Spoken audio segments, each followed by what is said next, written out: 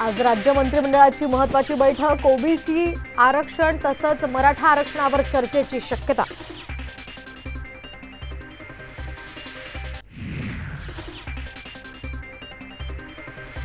शिवसेनेचं बँक खातं गोठवण्याची शक्यता। पक्ष आणि चिन्ह मिळूनही ठाकरे गटानं बँक खात्याचं लॉग इन पासवर्ड दिले नसल्यामुळे शिंदे गटाकडून तक्रार दाखल।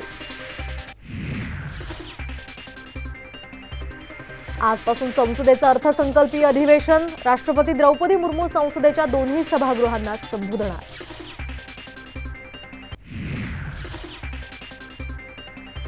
मोदींचं मिशन महाराष्ट्र। 3 आठवड्यांमध्ये 3 दौरे, तर फेब्रुवारीत यवतमाळ, पुणे आणि नागपूरचा करणार दौरा।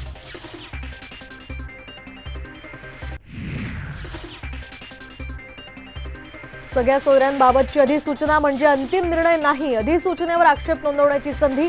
चंद्रशेखर बावनकुळेंचं मोठं विधान।